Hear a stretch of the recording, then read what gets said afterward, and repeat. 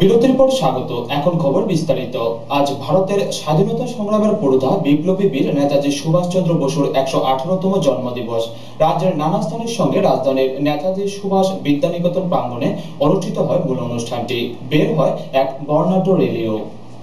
আজ ভারতের স্বাধীনতা সংগ্রামের পুরোধা বিপ্লবী বীর নেতাজি সুভাষচন্দ্র বসুর ১১৮তম জন্মদিবস। সারা দেশের সঙ্গে রাজ্যও এই বিপ্লবী বীরকে শ্রদ্ধার সাথে স্মরণ করেছে গোটা রাজ্যবাসী। রাজ্যের মূল অনুষ্ঠানটি হয় রাজধানীর নেতাজি সুভাষ বিদ্যানিকেতন প্রাঙ্গণে। সকাল ৮টা ৪০ মিনিটে উত্তোলন করা হয় ভারতীয় জাতীয় পতাকা। পতাকা উত্তোলন করেন রাজ্যের উচ্চশিক্ষামন্ত্রী ভানুলাল সাহা। উত্তোলন করা হয় আজাদ হিন্দ বাহিনীর পতাকাও। এরপরে রাজধানীর রাজপথে বের হয় এক বর্ণাঢ্য শোভাযাত্রা। ২৫টি থিমের উপর বিভিন্ন বিদ্যালয়ের ছাত্রছাত্রীরা শোভাযাত্রায় অংশ নেয়। র্যালিতে স্মরণ করা হয় বঙ্কিমচন্দ্র থেকে মান্নাদের মতো বিশিষ্ট ব্যক্তিত্বকে।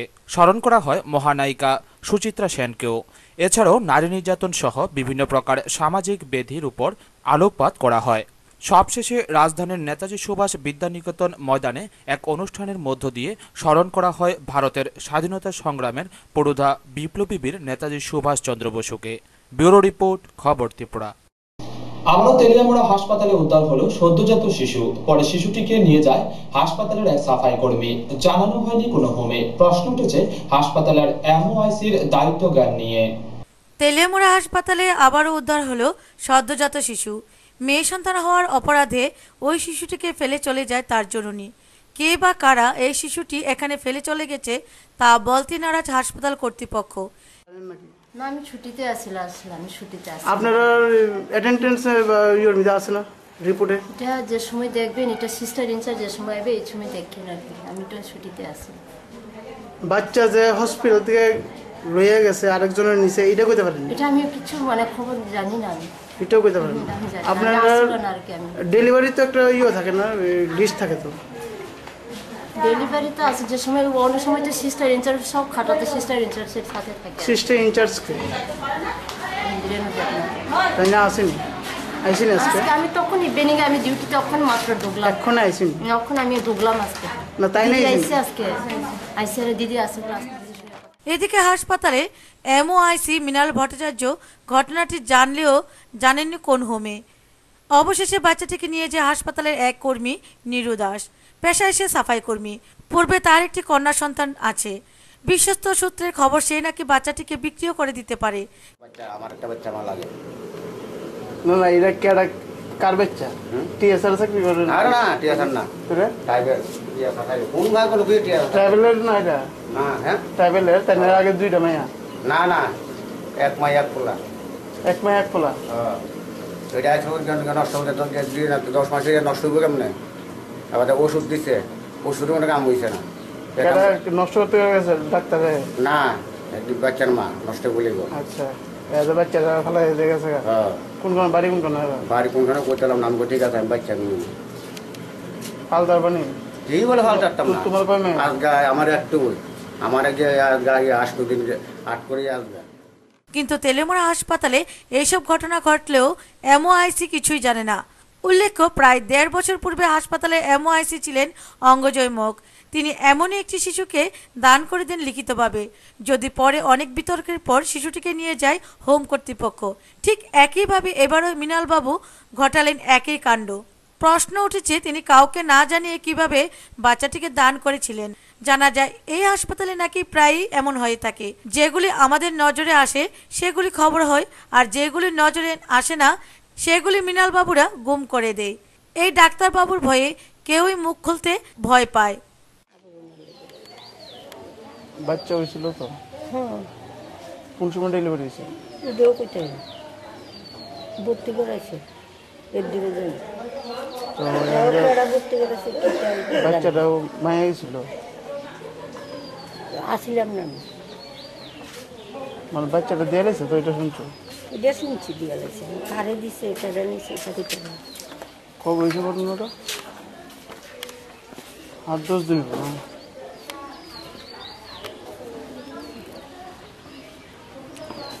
এমআইসি তো ছিল নি মেল ভট্টাচ? মনে আমি বেঁচে ছিলাম না, তুমি গেছি না। বাচ্চারা কই আছে? ব্যুরো রিপোর্ট, খবর ত্রিপুরা। রাজধানীর প্রজ্ঞা ভবনে বাস চাষ বাণিজ্যিক সম্ভাবনা শীর্ষক দুদিনের জাতীয় সম্মেলন শুরু হয় গতকাল।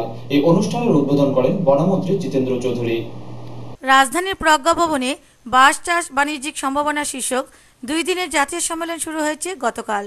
অনুষ্ঠানের উদ্বোধন করেন বনমন্ত্রী জিতেন্দ্র চৌধুরী। অনুষ্ঠানে এছাড়া উপস্থিত ছিলেন এডিসির বন বিভাগের দায়িত্বপ্রাপ্ত কার্যনির্বাহী সদস্য Gajendra Tripura, IL and FACDI এর কার্যনির্বাহী অধিকর্তা ডক্টর AK কৃষ্ণ কুমার, বন দপ্তরের প্রধান ডক্টর BK বহুগুণা, মুখ্য প্রধান বন সংরক্ষক সনাতন তালুকদার, ত্রিপুরা বেম্বু মিশনের প্রধান PL আগরওয়াল প্রমুখ। উদ্বোধকের ভাষণে বনমন্ত্রী জিতেন্দ্র চৌধুরী বলেন, আমরা টেক্সটাইল মিল করব, কটন মিল করব। অনুষ্ঠানে বন দপ্তরের বিভিন্ন উচ্চপদস্থ আধিকারিকেরা উপস্থিত ছিলেন। ব্যুরো রিপোর্ট, খবর ত্রিপুরা। মনারচকে 63 মেগাওয়াটের টারবাইন ঘুরিয়ে বিদ্যুৎ উৎপাদন পরীক্ষার 100% সফল হয়েছে নেপকো। গ্যাস পেলেই শুরু হবে বিদ্যুৎ সরবরাহ। রাজ্য যখন বিদ্যুতে উদ্বৃত্ত, তখন আরও বিদ্যুৎ উৎপাদন শুরু করতে মনারচক প্রস্তুত, জানালো নিপকো। গ্যাস পেলেই মেশিন ঘুরবে, 100 মেগাওয়াট বিদ্যুৎ পৌঁছবে রাজ্যের গ্রিডে। নিপকোর এক কর্মকর্তা জানান, গতকাল মনারচকের 63 মেগাওয়াটের টারবাইন ঘুরিয়ে দেখা হয়েছে। পরীক্ষা 100% সফল। এখন গ্যাস সংযোগ পেলেই হলো। কবে গ্যাস সংযোগ হবে তার কোনো আশু সম্ভাবনা দেখছে না নিপকো। তবে ONGCর মতে আগামী ডিসেম্বরেই গ্যাস সংযোগ হয়ে যাবে মনারচকে। এদিন আরও পরীক্ষা করল নিপকো ও বিদ্যুৎ নিগম। বিদ্যুৎ পরিবাহী লাইনের রবীন্দ্রনগর দিয়ে গ্রিড ও মনারচক বিদ্যুৎ সংযোগের মাধ্যমে 132 কেবির উচ্চবাহী লাইনের এই পরীক্ষা হয়। এই পরীক্ষাও সফল। এই লাইন দিয়ে যে বিদ্যুৎ নিগম সরবরাহ করবে তা দিয়েই 63 মেগাওয়াটের বিদ্যুৎ টারবাইন ঘোরানো হয়। ব্যুরো রিপোর্ট, খবর ত্রিপুরা। সিপিএম কোলবাড়ি অঞ্চল কমিটির উদ্যোগে বিভিন্ন প্রকার ভাতা প্রাপকদের নিয়ে এক মত বিনিময় সভা অনুষ্ঠিত হয় কোলবাড়ি সুকান্ত কমিউনিটি হলে। এতে উপস্থিত ছিলেন বিভাগীয় সম্পাদক মণ্ডলীর সদস্য শামসুল হক সহ অন্যান্যরা। ভাতা প্রাপকদের নিয়ে মত বিনিময় সভা হয় কোলবাড়িতে। আজ দুপুরে কোলবাড়ি কবি সুকান্ত কমিউনিটি হলে হয় মত বিনিময় সভাটি। সিপিএম কোলবাড়ি অঞ্চল কমিটির উদ্যোগে কোলবাড়ি ও ময়নামা গ্রাম পঞ্চায়েতের বিভিন্ন ভাতা প্রাপকদের নিয়ে হয় সভাটি। সভায় বয়স্ক ভাতা প্রাপক, অন্ধ ভাতা প্রাপক, বিকলাঙ্গ ভাতা প্রাপক, বিধবা ও স্বামী পরিত্যক্তা ভাতা প্রাপকদের উপস্থিতি ছিল ব্যাপক। প্রধান অতিথির ভাষণে দলের সোনামুড়া সম্পাদক মণ্ডলীর সদস্য শামসুল হক বলেন, সরকারের যদি আজকে যারা সারা দেশের সরকারে পরিচালনা করে, যারা কেন্দ্রীয় সরকার আমরা বলে থাকি, সেখান থেকে আমাদের রাজ্য টাকা পায়, ওইখানে রাজ্যকে যদি আরো একটু বেশি পয়সা যদি দেয়, তাহলে সেখানে আমাদের পয়সাটা সেখানে বাড়ানো যায়। গত অর্থ বছরে 10,500 কোটি টাকা কম দিয়েছে। কেন? তারা বলেছে, আমরা বলেছি তোমরা সরকারি চাকরি দেবে না, তোমরা কেন চাকরি দিবে?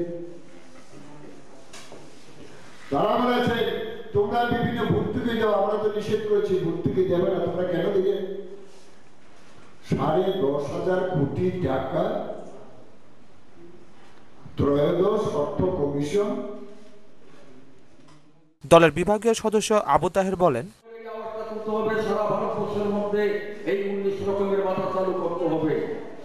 যেই ভাতা আমরা 30 বছর লড়াই আন্দোলন করে সারা ভারতবর্ষে চালু করতে বাধ্য হয়েছিল, আজকে 19টা ভাতা চালু করার জন্য ভারত সরকারকে বাধ্য করার জন্য আমাদের যে ঐক্যবদ্ধ সংগ্রাম, এই ঐক্যবদ্ধ সংগ্রামকে আমরা আরো এগিয়ে নিয়ে যেতে হবে। তাই কংগ্রেস আমাদেরকে বিভ্রান্ত করার জন্য, আমাদের মধ্যে বিভিন্ন রকমের দ্বন্দ্ব দোকানের জন্য। মত বিনিময় সভায় ভাতা প্রাপকরা তাদের ব্যক্তিগত অভিমত ব্যক্ত করেন। ব্যুরো রিপোর্ট, খবর ত্রিপুরা। একই এলাকার এক যুবতীর সঙ্গে বিয়ের প্রলোভন দেখিয়ে শারীরিক সম্পর্ক গড়ে তোলে তেলিয়ামুড়া মুঙ্গিয়াকামির অমল দেববর্মা। অবশেষে ওই যুবতী জন্ম দেয় একটি সন্তানের। অভিযুক্ত অমলের নামে থানায় একটি মামলাও করা হয়। এক যুবকের বিরুদ্ধে প্রতারণার অভিযোগ আনলো এক যুবতী। ঘটনা তেলিয়ামুড়ার মুঙ্গিয়াকামিতে। ঘটনার বিবরণে জানা যায়, অমল ও সুমিত্রা একই পাড়ার বাসিন্দা। 3 বছর যাবত তাদের মধ্যে ভালোবাসা চলে। তার মধ্যে হয় শারীরিক সম্পর্ক দুজনের মধ্যে। 1/1/2014 সালে তেলিয়ামুড়া হাসপাতালে সে সুমিত্রা একটি কন্যা সন্তান জন্ম দেয়, কিন্তু জন্ম দেওয়ার আগে পর্যন্ত সুমিত্রা অমলকে বিয়ে করার জন্য বললেও অমল রাজি হয়নি। বাচ্চা জন্ম দেওয়ার পর অর্থাৎ সেদিনই সুমিত্রা লিখিতভাবে মুঙ্গিয়াকামী থানায় লিখিত অভিযোগ জানায়। সে পরিপ্রেক্ষিতে পুলিশ তাকে গ্রেপ্তারও করে, কিন্তু সে বলে বাচ্চা নাকি তার নয়। এদিকে সুমিত্রা এই বাচ্চা নিয়ে কোথায় যাবে এটাই তার মনে প্রশ্ন। বয়স কত তোমার? 15 বছর। তোমার যে কোলে যে বাচ্চাটা এটা কার? তোমার? তোমার বিয়ে হয়েছে? তো বাচ্চাটা কিভাবে হয়েছে? কার বাচ্চাটা? বাপ পিতার নাম কি? অমূল্য দেববর্মা। সে কই? হ্যাঁ, থানাতে। আচ্ছা, তুমি কাইজা কিয়া হ্যাঁ চায় না? না, এখন বিয়ে করতে চায় না। হ্যাঁ, এখন অমূল্য দেববর্মা কই আছে? জেলে আছে না? আচ্ছা, কি করে? পরে কি পড়ে? 12-এ? 12 ফাইনাল দিব? হ্যাঁ, ফাইনাল ফেল। অমূল্য দেববর্মা কাইজা দে তাবো কাইজা কিয়া এখন কই আছে? আজ তেলিয়ামুড়া হাসপাতালে নিয়ে আসে মুঙ্গিয়াকামী থানার পুলিশ। বাচ্চার রক্ত পরীক্ষা করা হবে। বর্তমানে অমল হাজতে আছে। এদিকে পুলিশ জানায় মেয়ের বয়স নাকি 19 বছর, আর মেয়ে জানায় তার বয়স 15 বছর। এখন আমরা যত হইতে পারছি 19 বছর। সে কি বিবাহিত? না, বিবাহিত না। তো বাচ্চাটা কার? বাচ্চাটা তো এখন কার এটা তো আমরাও কইতাম পারি না। সে তো কইতাছে অমল দেববর্মার সঙ্গে তার নাকি প্রেমের সম্পর্ক ছিল। নাম কি? অমল দেববর্মা।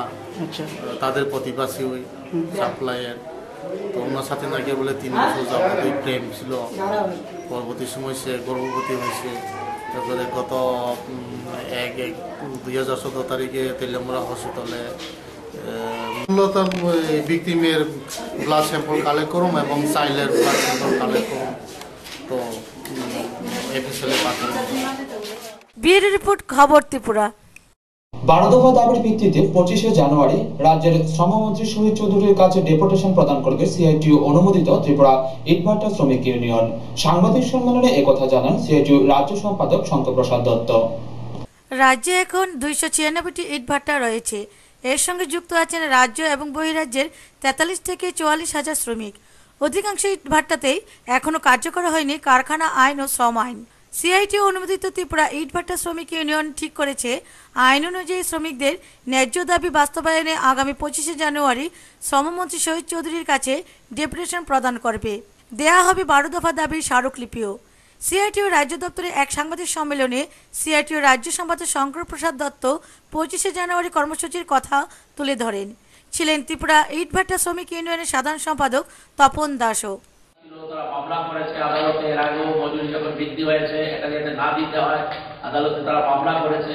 প্রায় 3 বছর ধরে মজুরি বৃদ্ধি হচ্ছিল না শ্রমিকদের, এরকম একটা অবস্থা। এই যে 35% সমস্ত ক্ষেত্রে মজুরি বৃদ্ধি হয়েছে, এটা আমরা মনে করি যে সামগ্রিকভাবে এ রাজ্যের ইটভাটা শ্রমিক এবং অন্যান্য অংশের শ্রমিকদের লাগাতার আন্দোলন সংগ্রামের একটা ফসল। অতি সম্প্রতি ইউনিয়নের লাগাতার আন্দোলনে 35% মজুরি বেড়েছে শ্রমিকদের। একে শ্রমিকদের আন্দোলনে জয় বলে আখ্যা দিয়েছেন শঙ্করপ্রসাদ দত্ত। ব্যুরো রিপোর্ট, খবর ত্রিপুরা। যাত্রাপুর থানা প্রশাসনের তত্ত্বাবধানে অবস্থান করছে এক অচেনা বধির কিশোর। কি নাম তার, বাড়ি কোথায় কিছুই বলতে পারছে না সে। যাত্রাপুর থানা প্রশাসনের তত্ত্বাবধানে অবস্থান করছে এক অচেনা বধির কিশোর। পুলিশ তাকে অতি যত্ন সহকারে খাওয়া দাওয়া, স্বাস্থ্য পরীক্ষা ও রাতে ঘুমানোর ব্যবস্থায় যথেষ্ট গুরুত্ব দিচ্ছে। এখনো হিন্দু না মুসলিম, নাম কি তার, কোথায় তার বাড়িঘর, মা বাবাকে স্পষ্ট কিছুই বোঝা যাচ্ছে না তার কাছ থেকে। সম্ভবত সে বধির। আজ খবর ত্রিপুরার প্রতিনিধিকে যাত্রাপুর থানার সাব ইন্সপেক্টর এসআর ডালম জানান, 22 জানুয়ারি এক অটো চালক 9 থেকে 10 বছরের এই ছেলেকে থানায় নিয়ে আসে। থানার পক্ষ থেকে তার স্বাস্থ্য পরীক্ষার জন্য কাঠালিয়া হাসপাতালে নেওয়া হয়। সাব ইন্সপেক্টর এসআর ডালম কালকে প্রায় 5:30টার সময়, সন্ধ্যার সময় সহদেব পালে আনআইডেন্টিফাইড একটা শিশু বাচ্চার বাচ্চা হ্যান্ড ওভার করছিল। আর হ্যান্ড ওভার করার পরে সঙ্গে সঙ্গে তাই ফিজিক্যালি উইক আছিল। তারপরে আমরা হেল্প করছি, হেল্প করার পরে মেডিকেলে পাঠাইলাম হাসপাতালে। ডক্টর বাবুয়ে অ্যাডমিট করার পরে তখন তাইনে সুস্থভাবে আছে। এখন বর্তমানে আমরা যাত্রাপুর থানা হেফাজতে আছে। কি করবেন এখন তারে? তখন মেসেজ দেওয়া হয়েছে বিভিন্ন থানাতে, ত্রিপুরার বিভিন্ন থানাতে, আর যাতে যোগাযোগ করতে পারে আমরা থানার সঙ্গে। আর আজকে না কালকে রাখার পরে তারে আগরতলাতে চাইল্ড হেল্পলাইনে ফোন করা হয়েছে, তারপরে হ্যান্ড ওভার করা হয়েছে। এদিকে কাঠালিয়া অটোরিকশা ইউনিয়নের সভাপতি সুশীল পাল জানান, 22 জানুয়ারি কেকেনগর বাজার চৌমনি এলাকায় অসহায় অবস্থায় ঘোরাফেরা করছিল শিশুটি। তিনি জানান, আমরা ইউনিয়ন মানবাধিকার দায়বদ্ধতায় কিশোরকে পুলিশ প্রশাসনের কাছে হস্তান্তর করি। আমার নাম সুশীল পাল, আমি কাঠালিয়া অটো সিন্ডিকেটের প্রেসিডেন্ট। গতকাল 22 জানুয়ারি বিকাল 5টার দিকে এই ছেলেটাই বাজার এদিকে ঘুরতে আসে। আমার মানবতা বোধ হওয়ার পরিপ্রেক্ষিতে আমি চিন্তা করলাম সেটা কার বা কার, এই জন্য আমি কোথায় যাইব, আমি যাত্রাবাবু থানার এই ছেলেটা যাত্রাবাবু থানার হ্যান্ড ওভার করি এবং যাত্রাবাবু থানার তাকে চিকিৎসার জন্য কাঠালিয়া হাসপাতালে পাঠায় এবং বর্তমানে সে কাঠালিয়া হাসপাতালে আছে পুলিশ কাস্টডিতে। কাঠালিয়া থেকে নারায়ণ বদ্দের রিপোর্ট, খবর ত্রিপুরা। উদয়পুর ফুলকুমারী নবশক্তি সংঘের 51তম প্রতিষ্ঠা দিবস এবং নেতাজি সুভাষ চন্দ্র বসুর জন্মজয়ন্তী উপলক্ষে আয়োজন করা হয় এক বসে আঁকো প্রতিযোগিতা ও সাংস্কৃতিক অনুষ্ঠানের। উদয়পুর ফুলকুমারী নবশক্তি সংঘের 51তম প্রতিষ্ঠা দিবস এবং নেতাজি সুভাষচন্দ্র বসুর জন্মজয়ন্তী উপলক্ষে ক্লাবের উদ্যোগে আয়োজন করা হয় এক বসে আঁকো প্রতিযোগিতা ও সাংস্কৃতিক অনুষ্ঠানের। অনুষ্ঠানে উপস্থিত ছিলেন সংস্থার সভাপতি শ্যামল ভৌমিক, সম্পাদক শ্রীবাস দাস ও সহ অন্যান্য সদস্যরা। ক্লাবের সভাপতি শ্যামল ভৌমিক জানান, আর্ট কম্পিটিশন যারা ফার্স্ট, সেকেন্ড, থার্ড হবে 5টি বিভাগে, তাদেরকে আমরা পুরস্কৃত করব এবং প্রবীণ ক্লাবের সদস্য যাদের আছে তাদেরকে আমরা ফুলের তোড়া দিয়ে সম্বোধনা জানাবো এবং সন্ধ্যা 6 ঘটিকার সাথে লন সকাল 8 ঘটিকায় এবং বসে আঁকা 9টার থেকে বসে আঁকা প্রতিযোগিতা আর্ট কম্পিটিশন চলছে এবং সন্ধ্যার থেকে প্রবীণ ক্লাবের সদস্যদেরকে সম্বোধনা এবং রাত 9-10 ঘটিকা পর্যন্ত সঙ্গীত অনুষ্ঠান চলবে। বসে আঁকো প্রতিযোগিতায় প্রায় 200 জন প্রতিযোগী অংশগ্রহণ করেন। এছাড়া অনুষ্ঠানে ক্লাবের প্রবীণ সদস্যদের জানানো হয় সংবর্ধনা। অনুষ্ঠানে এলাকার মানুষের উপস্থিতি ছিল খুব ভালো। উদয়পুর থেকে বাণীব্রত দত্তের রিপোর্ট, খবর ত্রিপুরা। প্রজাতন্ত্র দিবস উদযাপন উপলক্ষে বিশ্রামগঞ্জ মাল্টিপারপাস হলে জেলাভিত্তিক উপজাতি লোকনৃত্য প্রতিযোগিতা অনুষ্ঠিত হয়। এই অনুষ্ঠানে প্রদীপ জ্বালিয়ে উদ্বোধন করেন বিধায়ক কেশব দেববর্মা সহ অন্যান্যরা। উপজাতিদের সংস্কৃতি আজ হারিয়ে যেতে বসেছে। উপজাতিদের সংস্কৃতি ফিরিয়ে পাবার লক্ষ্যে 65তম প্রজাতন্ত্র দিবস উদযাপন উপলক্ষে সিপাহীজলা জেলা শাসক ও উপজাতি কল্যাণ দপ্তরের আর্থিক সহায়তায় বিশ্রামগঞ্জ মাল্টিপারপাস হলে জেলাভিত্তিক উপজাতি লোকনৃত্য প্রতিযোগিতা অনুষ্ঠিত হয়। প্রদীপ জ্বালিয়ে উদ্বোধন করেন বিধায়ক কেশব দেববর্মা, প্রধান অতিথি বিধায়ক রমেন্দ্রনারায়ণ দেববর্মা, বিশেষ অতিথি জেলা শাসক কৃষ্ণদুলাল চৌধুরী। এই অনুষ্ঠানে সিপাহীজলা জেলা তথা 3টি মহকুমা থেকে 15 জন প্রবীণ উপজাতি নাগরিককে সংবর্ধনা জানানো হয়। সিপাহীজলা জেলাভিত্তিক লোকনৃত্য প্রতিযোগিতায় 3টি মহকুমা সোনামুড়া, বিশালগড় ও জম্পিজলা থেকে 3টি দল অংশ নেয়। যে দল প্রথম হবে তারা রাজ্য স্তরে প্রতিযোগিতায় অংশগ্রহণ করবে আগরতলায়। উদ্বোধনী সঙ্গীত পরিবেশন করেন স্থানীয় শিল্পীরা। 3টি দল তারা নৃত্য পরিবেশন করেন। অনুষ্ঠানের সভাপতিত্ব করেন বিশ্রামগঞ্জ গ্রাম প্রধান বৈজয়ন্তী দেববর্মা। বিশেষ করে এই যে আগরতলা টাউন হলে সেখানে উপজাতিদের এই যে ব্লক, তারপরে মহকুমা, ডিস্ট্রিক্ট লেভেলে সেখানে যারা আমাদের এই যে উপজাতি লোকনৃত্য প্রতিযোগিতার মাধ্যমে যারা। বিশালগড় থেকে সম্পাভূমিকের রিপোর্ট, খবর ত্রিপুরা।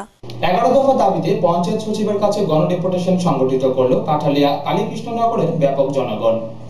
কাঠালিয়া ব্লকে জনস্বার্থে গ্রামীণ এলাকায় স্থানীয় দাবিতে চলছে আন্দোলন সংগ্রাম, অপরদিকে চলছে যোগাযোগ ব্যবস্থার উন্নয়নও। এতে সুফল ভোগ করছে সাধারণ মানুষ।